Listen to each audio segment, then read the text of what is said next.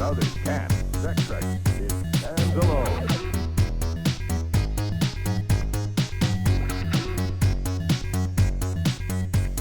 Hello again, and welcome to Replay Retro, where today we'll be taking a look at a fantastically underrated console that tried to bring the arcade experience home while freeing up the family television to avoid arguments. I'm Matt, and that console is of course the Vectrex from Milton Bradley and originally GCE. In the early 80s, video game technology was still defining itself, and as such there were two totally different display technologies competing. This competition took place mostly in the vast arcades, where gamers could easily use their own individual displays without needing to be compatible with any other game. The first and most common display type was based around the standard television technology, whereby an electron beam scans from the top left corner of the screen down to the bottom right, one line at a time, repeatedly refreshing the content of the screen by drawing new images called raster graphics. The vector-based display, however, allowed this beam to roam freely around the screen to wherever it was needed, leaving behind an afterglow capable of drawing simple lines as well as complex geometric shapes. This technology was much better at drawing fast-moving images, as the beam could be quickly moved to the next drawing location without having to start the scan cycle again like the conventional display. This all made vector graphics the perfect choice for certain arcade games, including the 3D arcade hit Star Wars by Atari. However, unlike the conventional television screen, vector-based systems couldn't create filled-out areas, and so the visuals always appeared as simple wireframe images. Another weakness of vector graphics was the lack of colour in the beam. With this in mind, it seemed fairly likely that conventional displays would easily win the battle in the arcades, and the home console market is even more of a no-brainer based on the lack of home vector displays compared with the widespread circulation of standard television displays. However, J. Smith, the inventor of the Microvision handheld system in 1979, wanted to bring vector graphic-driven games into people's homes, and in 1982 the Vectrex was born and released by GCE at around $200 before being taken over by Milton Bradley and lowered to just $150. The system featured a 9 by 11 inch screen manufactured by Samsung and therefore required no external display. This gave the system a great advantage over its competitors, as it meant the player didn't need to worry about being kicked off the TV by a frustrated parent. It also meant the user could take the system with them for play elsewhere, where a television may not be available, as long as they had a power outlet nearby. To combat the lack of colour and shading, the system had overlays for each game, which customised the black and white display and tailored it to the needs of that game. Earlier systems, such as the Magnavox Odyssey, also used overlays to make up for its own limited graphical capabilities.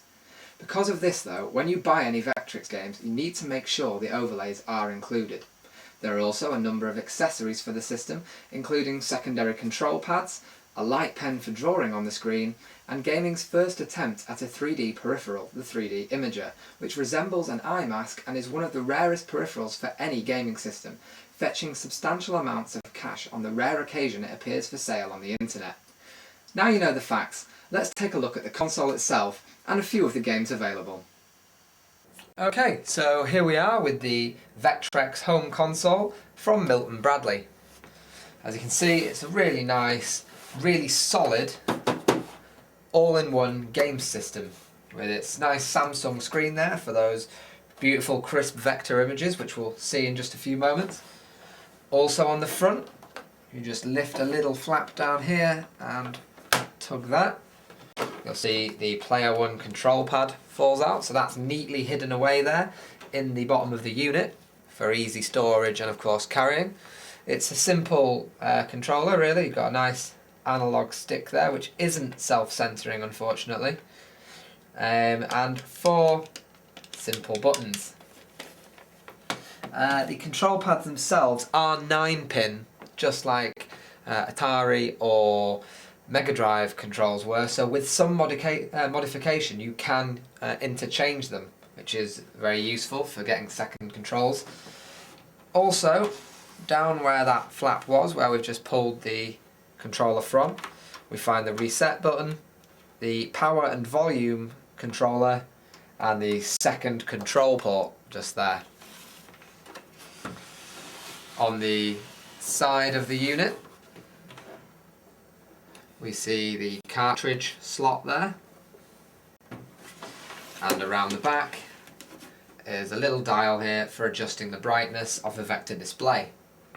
There's also a nice carry handle here so that you can take the whole unit round to a friend's or up to your bedroom without any issue. Nice simple carry handle, and it will all stay together. Okay, so let's fire up this Vectrex and see what it looks like. You'll hear a little buzzing there. That's because the speaker isn't shielded, and so it's interfered with by the actual vector display. So you've got a nice little start-up screen here. And Mindstorm is a game which is built into the console. It's pretty much an Asteroids clone, but we'll take a quick look at it now.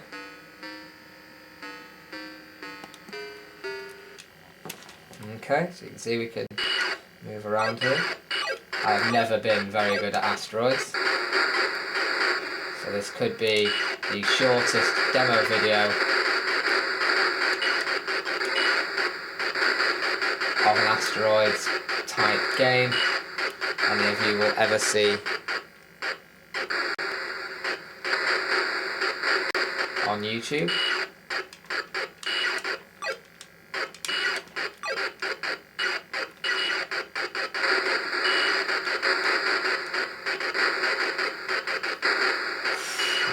Nice lucky escape there. As you can see, the display on this Vectrex is very crisp, it's very bright. The images here, the sheer quality of them is so much better than a standard TV screen could produce. There we go, I've made it to the next level. I don't think I've ever actually done that on an Asteroids based game, so I'm going to switch it off now so I can keep my fame in my own head. So as we just saw, the graphics are very clear and very crisp, and they're just so bright and vivid that it really does bring that arcade experience home. But to add colour and shading, we need to use a screen overlay, which the standard games included. Here's one of the games. This is actually my favourite game. This is Armour Attack. You can see there the game and a little bit of information. Inside the box, you find the cartridge, which we'll just jimmy into the side there. Very good. You also find, of course, the instruction manual telling us how to play Armour Attack, and that essential screen overlay. So you can see this is essentially just a sheet of plastic that's coloured and has some drawings on. The drawings here represent the outside edge of the playfield, and also some obstacles which would otherwise just appear as wireframe boxes. So that just clips on like that under the front and presses into the top, and then you're ready to play Armour Attack. Here we go. Don't know how well the camera will actually catch the overlay, but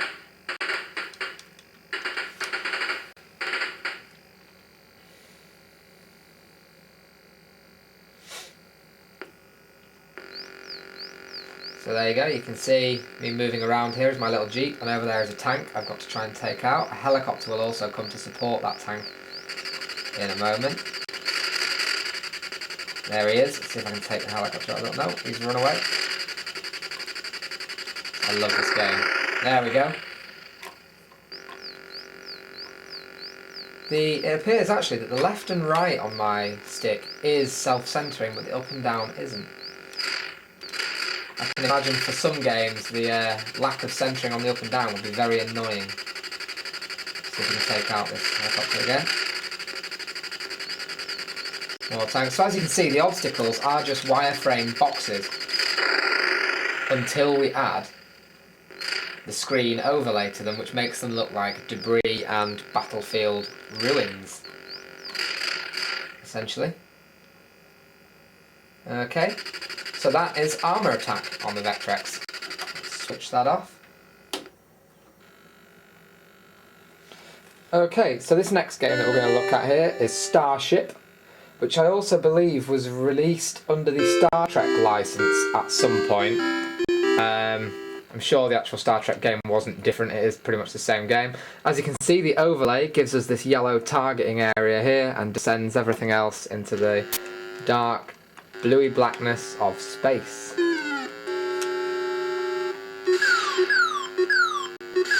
And you can see the aim there was to hit the enemy ships without being hit ourselves, and you also have shields available. You can see your power scrolls array here down the bottom, and you have to try and top that power up by finding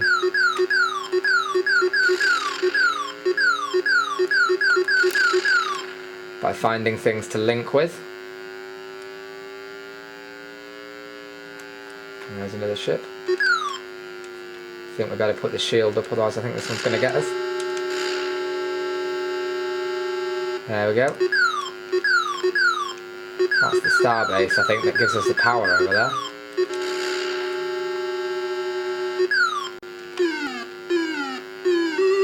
There we go, that's us getting our power back by using the power link.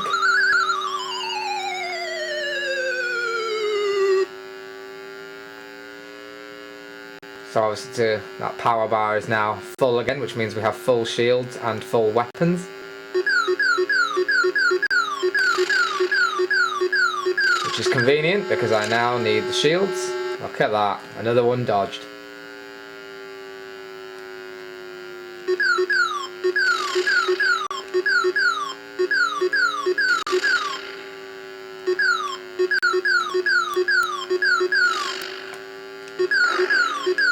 Shot that one out. What do those flying boxes do? Let's try and work that out.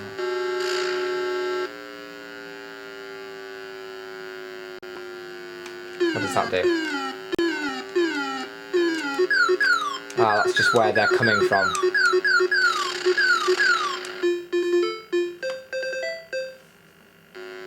So there you go. That is Starship on the Vectrex.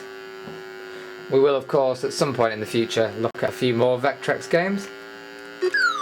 But that's it for now. That is the Milton Bradley Vectrex.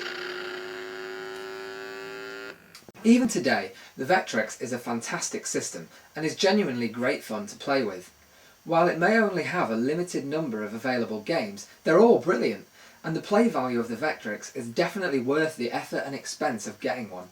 Unlike most rare systems, which had a serious flaw leading to their failure, the Vectrex was simply a victim of its time, with the video game market crash occurring just a year after its release, demolishing the industry and leaving nothing but empty space until the Nintendo Entertainment System revitalised the market in 1985. Today, there is still a very active homebrew community for the Vectrex, and so it's possible to get hold of new games, multi-carts, which would include prototypes and a vast selection of newer fan-created titles. There's even a fan version of the Light Pen, making the Vectrex a true survivor. We're all out of time again for another week, so it just remains for me to remind you about our Twitter page shown below. Thanks for watching, and don't forget to tune in next week.